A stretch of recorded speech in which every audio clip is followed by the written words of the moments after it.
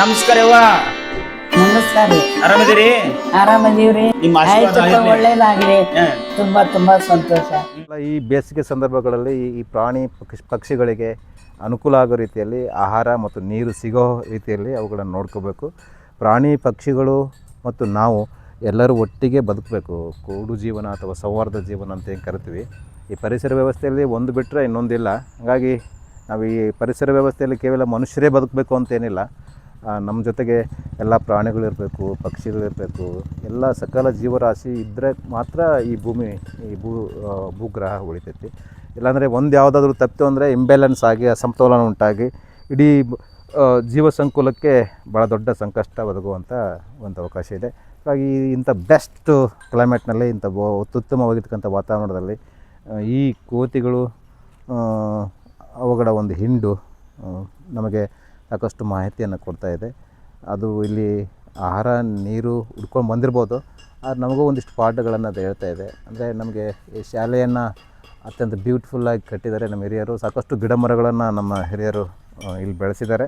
ಹಾಗಾಗಿ ಇಲ್ಲಿ ಬೆಳೆಸಿರ್ತಕ್ಕಂಥ ಗಿಡ ಮರಗಳನ್ನು, ವಿಶೇಷವಾಗಿ ಇಲ್ಲಿದೆಯಲ್ಲ, ಇದು ಶ್ರೀಗಂಧದ ಮರ. ಇದು ನಿಮಗೆಲ್ಲ ನೋಡ್ತೀರಿ. ಈ ಜಾತಿಯ ಸುಮಾರು 10-20 ಗಿಡಗಳು ನಮ್ಮ ಶಾಲಾ ಮೈದಾನದಲ್ಲಿದೆ. ಎಂಟ್ರೆನ್ಸ್ನಲ್ಲಿ ಕೂಡ ಇದೆ. ಹೀಗೆ ಶ್ರೀಗಂಧ ಇದೆ, ರಕ್ತಚಂದನ ಇದೆ, ಅಶೋಕ ವೃಕ್ಷ ಇದೆ, ಮತ್ತು ಬೇವಿನ ಮರ ಇದೆ. ಹೀಗೆ ತೆಂಗು, ಸುಮಾರು ಜಾತಿಯ ಅರಣ್ಯ ಗಿಡಗಳು ಮತ್ತು ತೋಟಗಾರಿಕಾ ಗಿಡಗಳು ಇಲ್ಲಿ ನಮ್ಮಲ್ಲಿದೆ. ಮತ್ತು ಭಾಳಷ್ಟು ಅಲಂಕಾರಿಕ ಸಸ್ಯಗಳು ಕೂಡ ಇದೆ. ಇದು ಮಲ್ಬರಿ. ಇದು ರೇಷ್ಮೆ ಕೃಷಿಗೆ ಬಳಸ್ತಾರೆ. ರೇಷ್ಮೆ ಹುಳುಗಳಿಗೆ ಆಹಾರ ಹಾಕೋದು ಇದೆ. ಇದಕ್ಕೆ ಮಲ್ಬರಿ ಅಥವಾ ಇಪ್ಪುನೇರಳೆ ಅಂತ ಕರಿತೀವಿ. ಇಲ್ಲಿ ಕೂಡ ಇದೆ.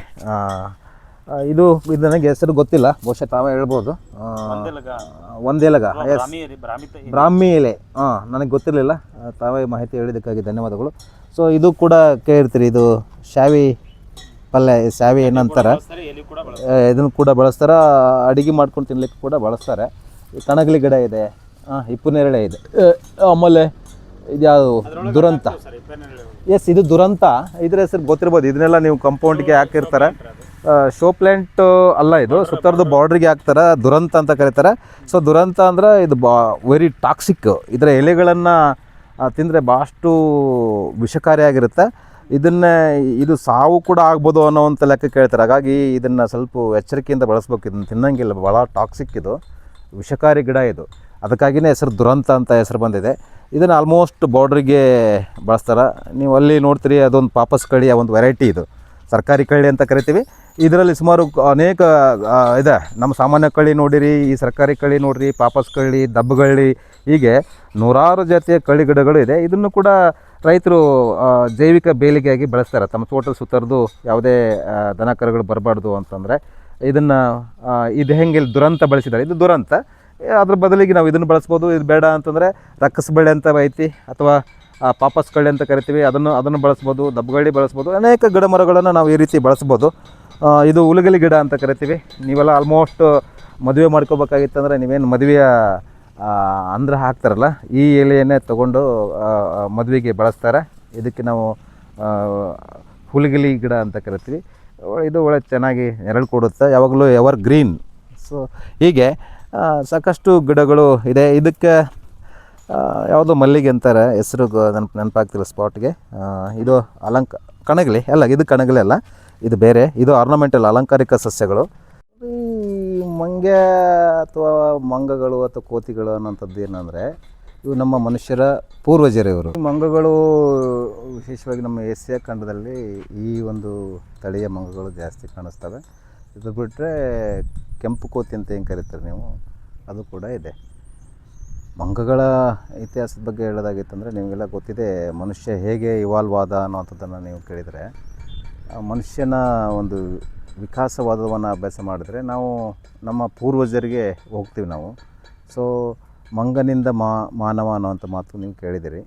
ಹಾಗಾಗಿ ನಮ್ಮ ಮನುಷ್ಯನ ಪೂರ್ವಜರು ಆಗಿರುವಂಥ ಚಿಂಪಾಂಜಿಗಳು, ಗಿಬ್ಬನ್ಗಳು, ಗೋರಿಲಾಗಳು, ಈ ಮಂಗಗಳು, ಹೀಗೆ ನಮ್ಮ ಮಾನವನ ಪೂರ್ವಜರು ಇವರು. ಸೊ ಇದರಿಂದ ಏನು ಗೊತ್ತಾಗೋದು ಏನು ಅಂತಂದರೆ, ಈ ಮಂಗಗಳು ಆಲ್ಮೋಸ್ಟ್ ಏನು ಮಾಡ್ತವೆ ಅಂತಂದರೆ, ನಮ್ಮ ಮನುಷ್ಯನ ವರ್ತನೆಯನ್ನು, ಬಿಹೇವಿಯರನ್ನು, ಹೋಲಿಕೆಯನ್ನು ಹೊಂದಿವೆ ಇವು. ಯಾಕಂದರೆ ಇವುಗಳು ಹಿಂಡುಗಳಲ್ಲೇ ವಾಸ ಮಾಡ್ತವೆ. ನೀವು ನೋಡಿರಿ, ಇಲ್ಲಿ ಮಂಗಗಳ ಹಿಂಡೆ ಇದೆ. ನಮ್ಮ ಶಾಲೆಯ ಮಾಳಿಗೆ ಮೇಲೆ ಕೂತ್ಕೊಂಡವೆ ಮತ್ತು ನಮ್ಮ ಶಾಲೆಯ ಗಿಡಗಳಲ್ಲಿರುವಂಥ ಕೆಳಗಡೆ ಗಿಡದಲ್ಲಿ ಕೂತ್ಕೊಂಡು ವಿಶ್ರಾಂತಿ ಮಾಡ್ತಾಯಿವೆ. ಸೊ ಇದನ್ನು ನೋಡಿದ್ರೆ ಏನು ಗೊತ್ತಾಗುತ್ತಂದ್ರೆ ಮನುಷ್ಯನು ಕೂಡ ಇದೇ ರೀತಿ ಹಿಂಡುಗಳಲ್ಲಿ ವಾಸ ಮಾಡ್ತಾರೆ. ಈಗ ನೀವು ನೋಡ್ತಿರೋದು ಹಿಂಡಿನ ನಾಯಕ, ಈ ಒಂದು ಹಿಂಡಿನ ಕ್ಯಾಪ್ಟನ್, ಆತ ಈ ಈ ಈ ಟೀಮ್ ಎಲ್ಲಿರಬೇಕು, ಇದರ ಒಂದು ಆವಾಸ ಅಂದರೆ ಇಷ್ಟು ಕಿಲೋಮೀಟ್ರ್ ವ್ಯಾಪ್ತಿಗೆ ಒಂದೊಂದು ಹಿಂಡು ಅಂತ ಇರುತ್ತೆ, ಅದರದ್ದು ಕ್ಯಾಪ್ಟನ್ ನಾಯಕ ಅಥವಾ ಒಂದು ಲೀಡ್ರ್ ಅಂತ ಏನಿರುತ್ತೆ ಅದೇ ಇದು. ಸೊ ಅದು ಏನು ಮಾಡುತ್ತೆ ಅಂದರೆ ಈ ಹಿಂಡಿಗೆ ಬೇರೆಯ ಕೋತಿಗಳನ್ನು ಸೇರಿಸ್ದ ಹಾಗೆ ನೋಡ್ಕೊಂಡು ಹೋಗ್ತೈತಿ. ಮತ್ತು ಇದು ಒಂದು ವ್ಯಾಪ್ತಿ ಪ್ರದೇಶದಲ್ಲಿ ಆಹಾರ ತಮ್ಮ ಒಂದು ವಸತಿಯನ್ನು ಹುಡ್ಕೊಂಡಿರುತ್ತೆ.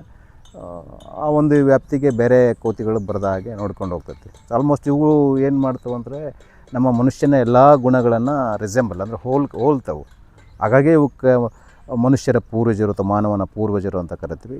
ನಾವು ಇವುಗಳಿಂದನೇ ವಿಕಾಸ ಆಗಿದ್ದೀವಿ ಅನ್ನೋದಕ್ಕೆ ದೊಡ್ಡ ಸಾಕ್ಷಿಗಳನ್ನು ನಮ್ಮ ವಿಕಾಸವಾದವನ್ನು ಮಂಡನೆ ಮಾಡಿರುವಂಥ ವಿಜ್ಞಾನಿಗಳು ಸಾಕಷ್ಟು ಪ್ರೂವ್ ಮಾಡಿ ತೋರಿಸಿದ್ದಾರೆ. ಫಾರ್ ಎಕ್ಸಾಂಪಲ್ಲು ಚಾರ್ಲ್ಸ್ ಡಾರ್ವಿನ್ ಇರ್ಬೋದು, ಲಮಾರ್ಕ್ ಇರ್ಬೋದು, ಹೀಗೆ ವಿಕಾಸವಾದವನ್ನು ಪ್ರೆಸೆಂಟ್ ಮಾಡಿರುವಂಥ ಅಥವಾ ವಿಕಾಸವಾದ ಸಿದ್ಧಾಂತವನ್ನು ಒತ್ತಿ ಹೇಳಿರುವಂಥ ನಮ್ಮ ಸೈಂಟಿಸ್ಟ್ಗಳು ಈ ಕೋತಿಗಳ ಅಥವಾ ಮಂಗಗಳ ಉದಾಹರಣೆಯನ್ನು ಅವ್ರು ಕೊಡ್ತಾರೆ.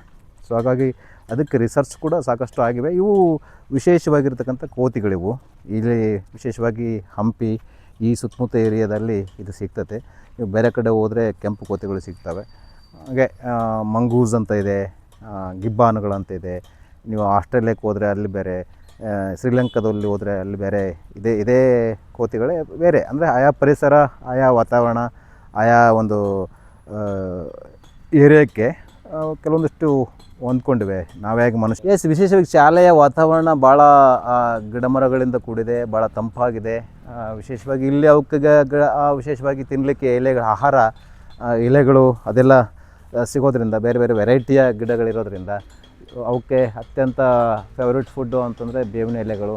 ಹಾಗೆ ಇಲ್ಲಿ ಬೇರೆ ಬೇರೆ ಸಸ್ಯಗಳು ಕೂಡ ಇವೆ, ಬೇರೆ ಬೇರೆ ಬಳ್ಳಿಗಳು, ಅಲಂಕಾರಿಕ ಸಸ್ಯಗಳು, ಕೆಲವೊಂದಿಷ್ಟು ಅರಣ್ಯ ಗಿಡಗಳಿದೆ. ಈ ಒಂದು ಆಹಾರ ಇರೋದರಿಂದ ಅವು ಹುಡ್ಕೊಂಡು ಬಂದ್ವಿ. ಇಲ್ಲಿ ವಿಶ್ರಾಂತಿ ಪ್ಲಸ್ ನಮ್ಮ ಶಾಲೆಯಲ್ಲಿ ಕುಡಿಯೋ ನೀರಿನ ವ್ಯವಸ್ಥೆ ಕೂಡ ಇರೋದರಿಂದ ಅವಕ್ಕೆ ಕುಡಲಿಕ್ಕೆ ನೀರು ಸಿಗುತ್ತೆ, ವಿಶ್ರಾಂತಿಗೂ ಕೂಡ ಇದಾಗಿದೆ. ಹಾಗಾಗಿ ಮೇಲೆ ಕೆಳಗೆ ಗಿಡಗಳಲ್ಲಿ ಸಾಕಷ್ಟು ರೀತಿಯಲ್ಲಿ ಅವು ಇಲ್ಲಿ ಆಹಾರ ತಿಂದ್ಕೊಂಡು ಉಂಡ್ಕೊಂಡು ಆರಾಮಾಗಿ ಆಟ ಆಡ್ತಾ ಕುಂತ್ಕೊಂಡಿವೆ. ಸೊ ಇವುಗಳನ್ನು ನೀವು ಕ್ಯಾಪ್ಚರ್ ಮಾಡಿ ನೀರು ಕುಡಿಯೋದು ನೋಡಿರಿ ಅವು ಹೇಗೆ. ಇಲ್ಲಿ ನೀರಿನ ಅವೈಲಬಿಲಿಟಿ ಇರೋದ್ರಿಂದ ಅಡವಿಗಳಲ್ಲಿ ಏನಾಗುತ್ತೆ ಅಂದರೆ ರೈತರು ನೀರಿನ ತೊಟ್ಟಿಗಳನ್ನು ಮಾಡ್ಕೊಂಡಿರೋಂಗಿಲ್ಲ.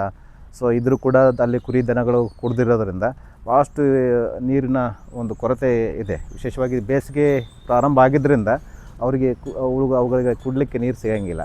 ಸೊ ಆ ನೀರನ್ನು ಹುಡ್ಕೊಂಡು, ಆಹಾರವನ್ನು ಹುಡ್ಕೊಂಡು ಅವು ಊರಿಗೆ ಬರ್ತವೆ.